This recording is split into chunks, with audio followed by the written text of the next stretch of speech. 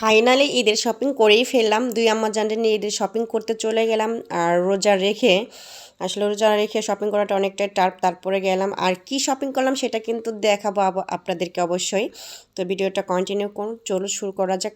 Hello everyone, আসসালামু আলাইকুম। আমি অনামিকা চলে আসছি নতুন আরও একটি ব্লগ নিয়ে। তো শহরে যেহেতু যাব, আরও কিছু কাজ নিয়ে যাব না, এটা কোনো কথা হতেই পারে না। তো আমার মেশিনের সুতার যে গসার যেইটা সেটা নষ্ট হয়েছিল, মানে ছিঁড়েছিল, তো ওইটা নিয়ে খুলে নিয়ে যাচ্ছি, ওইটা লাগিয়ে নিয়ে আসবো।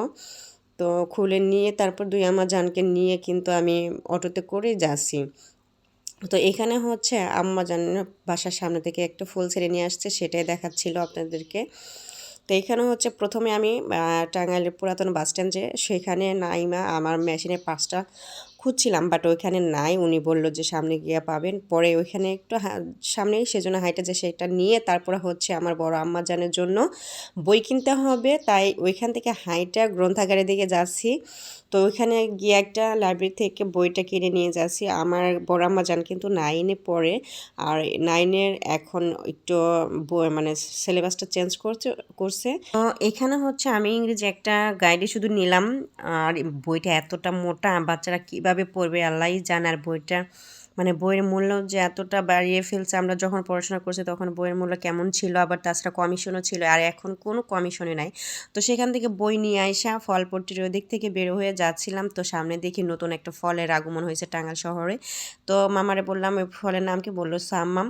তো ওইখান দিয়ে আসার পরে ছোটো আমার জানে ড্রেসের কাপড় কিনতে হবে, এর জন্য কাপড়ের দোকানে চলে আসছি।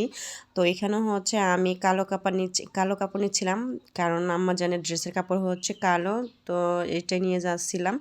আর ওইখান থেকে হচ্ছে আমি কসমেটিক্সের দোকানে আসছিলাম, কারণ আমার কিছু কসমেটিক কেনা লাগবে আমাজনের, আবার আমার এর জন্য এখান থেকে কিছু কসমেটিক নিয়েছিলাম।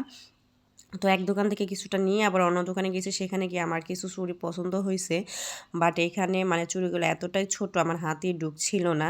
পরে ওনাদের বললাম বড় সাইজ আছে কি না, বাট ওনারা বললো যে না, এটা হচ্ছে ফিক্সড সাইজ, আর এর থেকে বড়ও নাই আর এর থেকে ছোটও নাই, যে সাইজটা আছে এই সাইজটাই নিতে হবে। বাট চুড়িগুলো অনেক সুন্দর ছিল, আর এরকম চুড়ি আমার গোল্ডের ছিল, বাট আসলে ওইটার উপরে কাজ করে রাফ ইউজ করতে করতে নষ্ট হয়ে গেছে, এর জন্য এখন আর ইউজ করতে পারি না, এর জন্য এটা নিতে চেয়েছিলাম, বাট হলো না সাইজে। আর এই যে আমি চলে আসছি হার্ডওয়্যারের দোকানে। আর এই হার্ডওয়্যারের দোকানে আমার বাসার যে মুছুনি, মানে সেই মুছুনির জন্য আমি ঘর মুছতে পারি না, সেটা কেনার জন্য চলে আসছে। এখান থেকে সেই মুছুনি নিলাম 2টা, আর হচ্ছে আরও কিছু জিনিস কেনার ছিল হার্ডওয়্যারের দোকান থেকে।